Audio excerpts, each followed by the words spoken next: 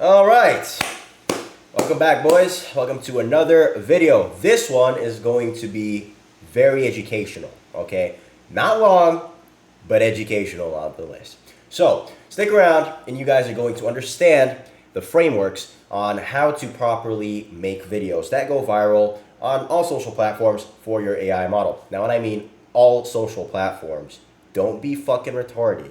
I don't mean YouTube Shorts. Fuck YouTube Shorts. You know, there's this little fucking pandemic going around about people doing AI OFM chicks, trying to post them on YouTube Shorts because short content, you know, goes on TikTok and on Instagram. So obviously it needs to go on YouTube Shorts as well. No, it doesn't. No, it fucking doesn't. Okay, no, it fucking doesn't.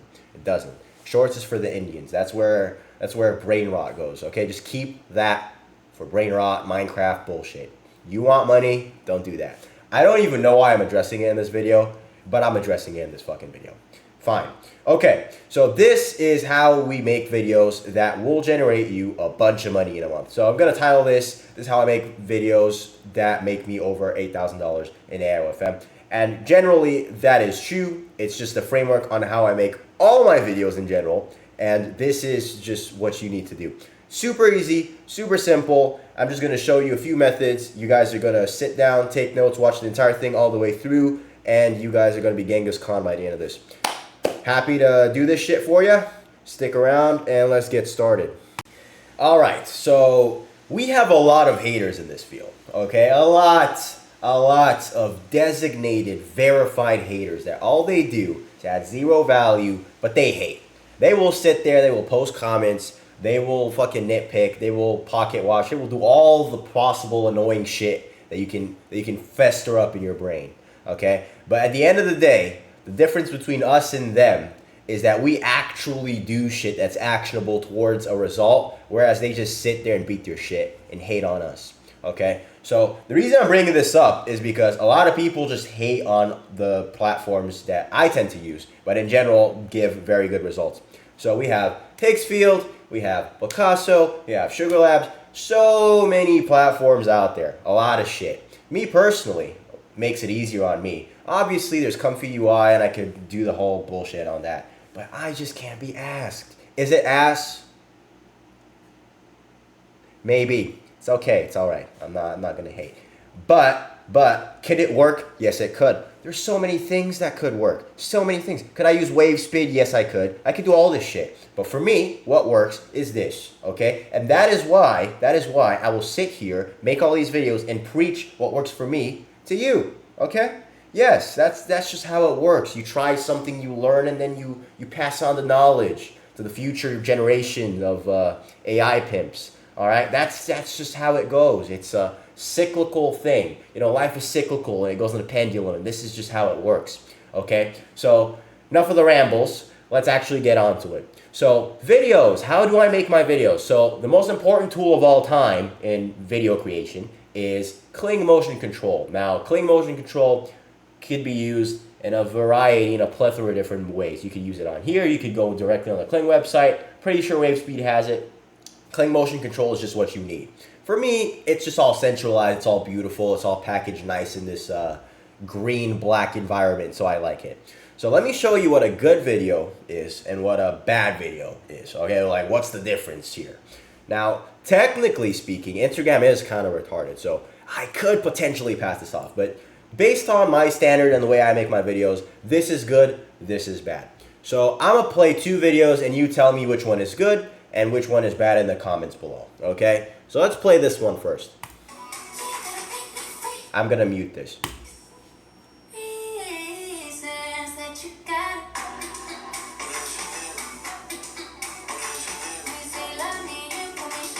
All right, that was nice, that was nice, that was nice.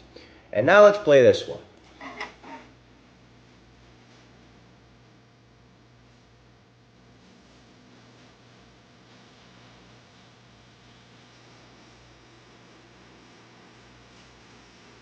Oh no, which one could possibly be the good one and which one's the bad one? Oh my god, oh my god.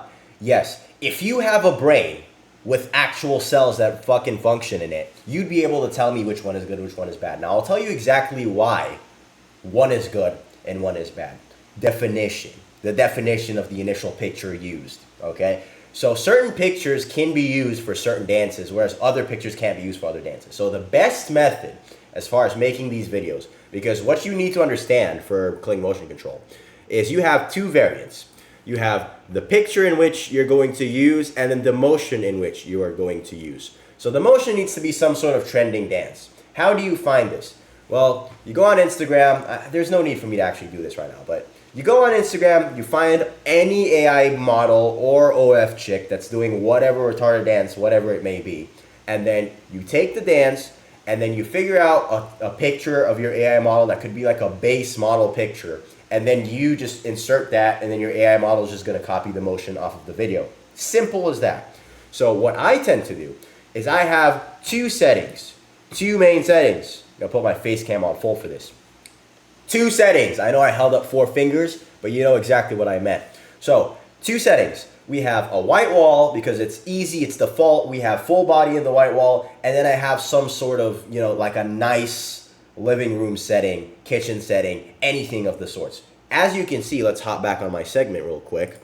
So we go here. You can see that this video in particular is kind of like in a living room setting, right? You see the sofa, you see the high definition blurred background, right? The reason it's blurred is because AI tends to miss a lot of the particular pieces on the back. It misses detail. So if you can blur it out in the back, then nobody's going to be able to tell it's actually AI. So that's like a little cheat code that I tend to do. I blur the back, and then it's just, you know, it's easy as that. As long as the model looks realistic enough, most people are going to fall for it. Or you can use a white wall. So let me scroll down. Let me look for one that I actually liked. Actually, you know what? Let's look at this, for example.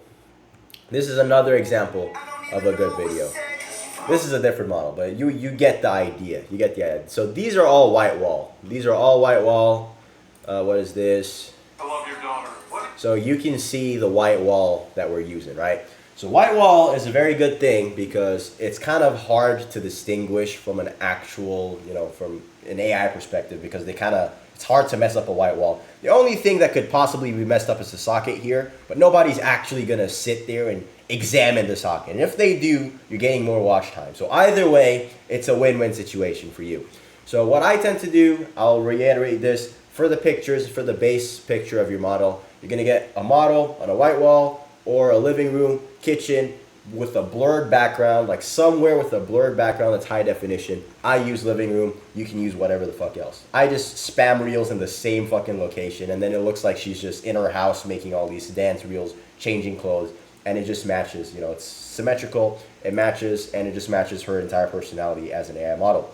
So that would be the framework for the pictures. So you're gonna make a bunch of pictures, put them all in the same background, and then every time you want to make a video, switch the clothing. So I have green Spider-Man, I have black Spider-Man, I have fucking Venom, I have red and blue, I have all this shit. So the niche this model actually runs with is superhero. Like, she's like a superhero chick.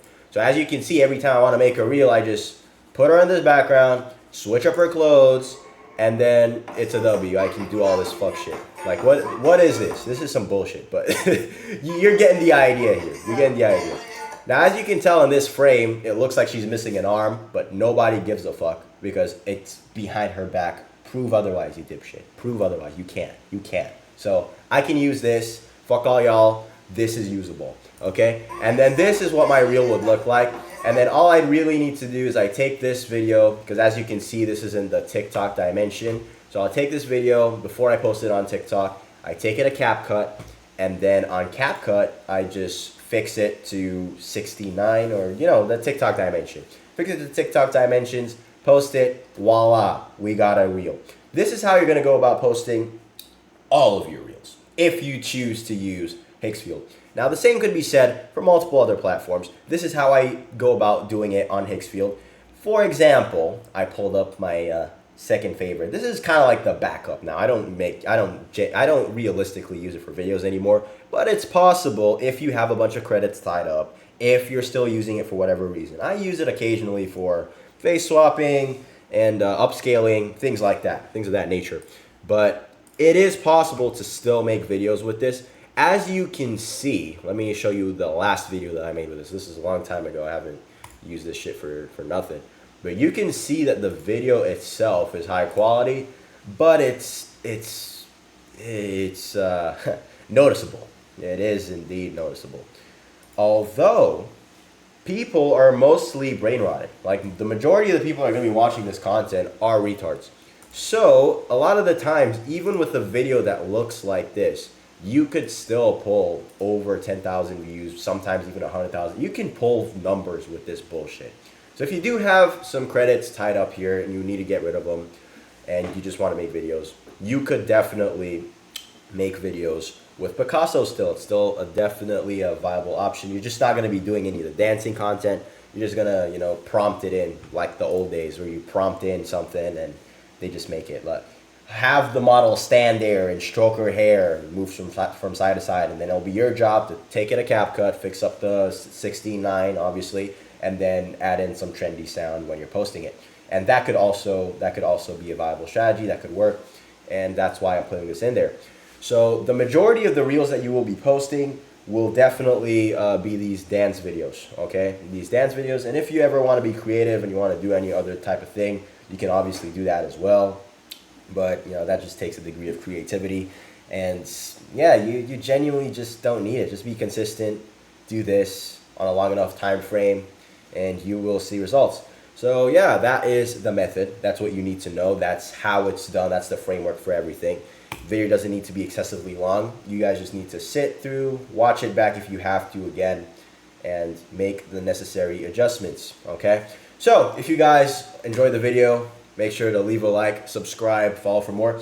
And if you want to work with me one-on-one, learn how I do my shit, basically just have everything structured, my chats and all the fan view, all of my information basically. Essentially all of the scripts that I have, all the bullshit that I use.